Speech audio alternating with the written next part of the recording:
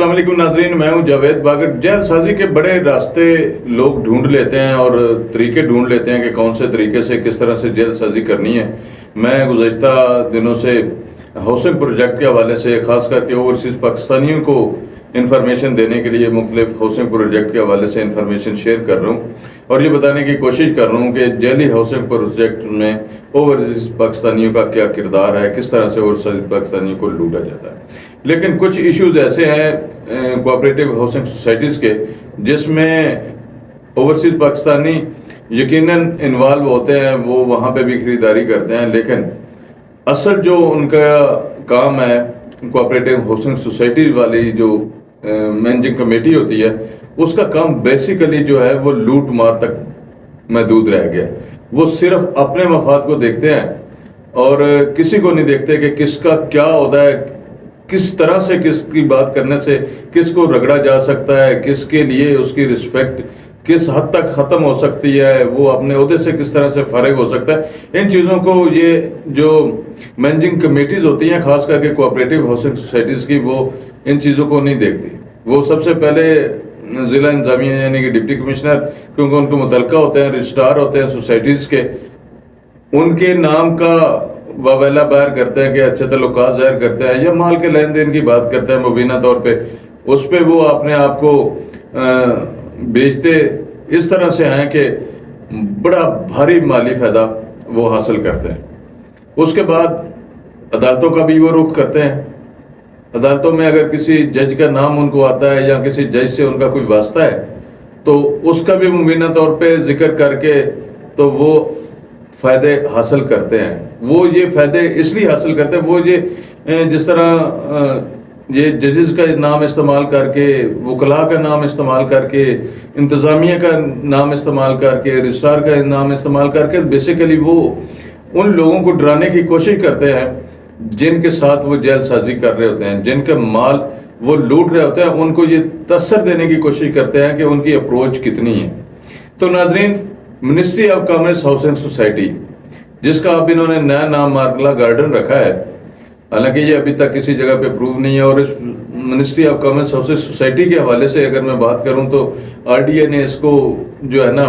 वो जेली करार दिया हुआ है। इसका कोई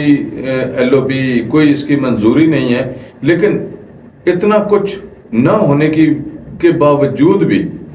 इसकी जो मैनेजिंग कमेटी है,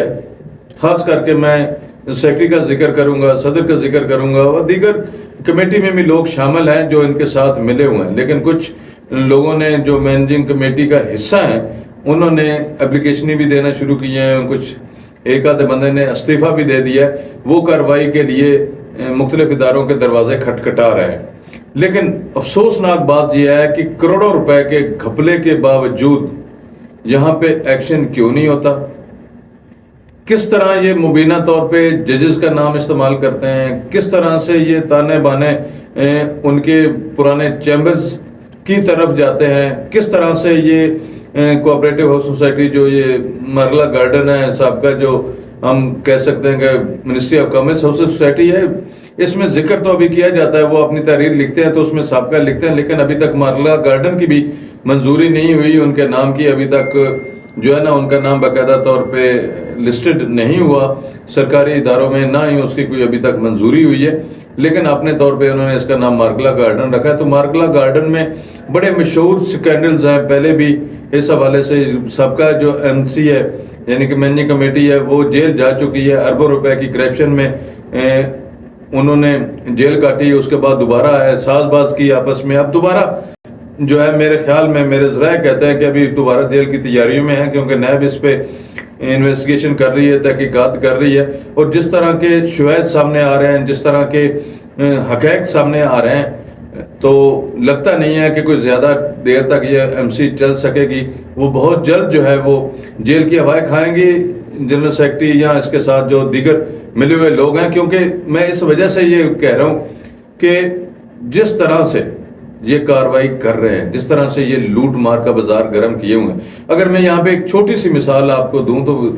ये मार्गला गार्डन जो ministry of commerce house society है, इसमें लाइट्स लगाई गई हैं, और लाइट्स कितने की है ये आप भी जानते हैं। मैं तस्वीर शेयर कर देता हूँ प्रोग्राम में اور آپ پتہ بھی کر سکتے ہیں کہ یہ کوئی اتنی زیادہ مہنگی لائٹ نہیں ہے، لیکن یہ تقریباً 300 کے لگ بھگ لائٹوں کی قیمت جو سوسائٹی سے نکلوائی گئی ہے، جو پیسے نکلوائے گئے ہیں وہ کروڑوں میں ہے، وہ لگ بھگ 12 کروڑ کے لگ بھگ کی وہ اماؤنٹ ہے جس کی یہ لائٹیں لگائی گئی ہیں، اور لاکھوں میں یہ لائٹیں ظاہر کی گئی ہیں۔ حالانکہ ان کی اتنی زیادہ قیمت نہیں ہے، زیادہ قیمت ہوگی تو 15-20 ہزار ہو جائے گی۔ اور آپ یہ دیکھ سکتے ہیں کہ آپ رات 12-1 بجے کے بعد اگر سوسائٹی کی طرف جائیں یا رخ کریں تو یہ لائٹیں بالکل مدھم ہو چکی ہوتی ہیں، بالکل ایسا لگتا ہے جس طرح بجھ رہی ہیں۔ تو یہ وہ باتیں ہیں جو حقائق پہ مبنی باتیں ہیں۔ کس طرح سے یہ لوٹ مار کرتے ہیں، مظہر نے کس طرح سے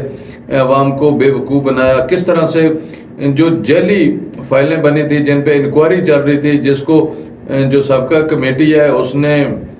کینسل کیا تھا فارمز کو، ان فارم کی جگہ پہ پیسے ان میں 5-5 ہزار جمع کرا کے تو وہ فائلیں بنائی گئی، حالانکہ یہ 500 فائل تقریباً جو ہے انکوائری میں رکھی گئی تھی، لیکن مظہر نے اس کو آتے ہی اپنے قریبی دوستوں کو دی، بیچی، اور ان پہ انہوں نے پلاٹ بھی الاٹ کر دیا۔ افسوسناک بات یہ ہے کہ کوئی نقشہ نہیں ہے منظور شدہ، کوئی LOP منظور نہیں ہے، کوئی NOC نہیں ہے، کوئی کچھ نہیں ہے، لیکن اس کے باوجود بھی پچھلے پلاٹ کینسل کر کے لوگوں کو نئے پلاٹ الاٹ کر رہے ہیں۔ وہ کن لوگوں کو کر رہے ہیں؟ جو ان کے اپنے ہیں۔ اور ڈیولپمنٹ کا ٹھیکہ کس کو دے رہے ہیں؟ جس فرم نے کبھی سول کا کام کیے ہی نہیں ہے، اس کو روڈز کے بھی کام دیے جا رہے ہیں، دیگر ڈیولپمنٹ کے بھی کام دیے جا رہے ہیں، اور وہ کون بندہ ہے؟ انشاءاللہ اس کے بارے میں بھی میں اگلے پروگرام میں آپ کو بتاؤں گا کہ وہ کون بندہ ہے، اور اس کے والد صاحب کس سوسائٹی میں تھے اور کہاں سے کیا ہوا، اور کس طرح کے مبینہ طور پہ وہ دعوے کرتے ہیں کہ اس کی اپروچ کس لیول تک ہے، کروڑوں روپے کا نام لے کے وہ مبینہ طور پہ یہ بھی ذرائع کہتے ہیں کہ وہ باتیں کرتے ہیں کہ وہ ججز بھی لگاتے ہیں، لگواتے ہیں اور پھر پیسے بھی دیتے ہیں۔ تو یہ بہت ساری ایسی چیزیں ہیں جو ایسے ہمارے معتبر ادارے ہیں ان کے نام کے ساتھ وہ جوڑ رہے ہیں، ان کے نام کا استعمال کر رہے ہیں، لیکن کچھ چیزیں ایسی ہیں کہ جس میں بہت سی واضح باتیں ہو رہی ہیں، پتہ چل رہا ہے کہ یہ تانے بانے کہاں جا کے مل رہے ہیں۔ مظہر کس طرح سے لوٹ مار کا بازار گرم کر رہا ہے، کس طرح سے اپلیکیشنز میں 80 کروڑ سے زائد کی رقم وہ اکاؤنٹ سے نکلوا چکے ہیں۔ تو اس میں بڑی ایک اہم اور بات ہے، انشاءاللہ اگلے پروگرام میں اس میں شامل کریں گے کہ یہ جو ہے خدا کے گھر کو بھی نہیں بخش رہے، وہاں پہ جو مسجد بنی ہے، مسجد کے نام پہ کتنے پیسے نکلے، انشاءاللہ وہ بھی اگلے پروگرام میں آپ کے سامنے رکھیں گے، اور مسجد کا کیا کام کروایا گیا، اس کی کیا تزئین و آرائش کروائے گی، اس میں بھی آپ سے بات کریں گے، اور کس طرح سے جو 500 فائلیں وہ کن لوگوں کی ہیں، کون سے ایسی شخصیات ہیں جن کو وہ فائلیں دی گئی ہیں، جن کو فروخت کی گئی ہیں اور پھر ان کو پلاٹ الاٹ کیے گئے ہیں، وہ کون سے ایسے محترم جج ہیں جن کا ذکر کیا جا رہا ہے اور لوگ بات کر رہے ہیں اس پہ، وہ کس جج کے جو ہے چیمبرز کے لوگوں کو وہ فائلیں الاٹ کی گئی ہیں۔ تو یہ بہت ساری ایسی باتیں ہیں جو بالکل مصدقہ اطلاعات ضرور ہیں، لیکن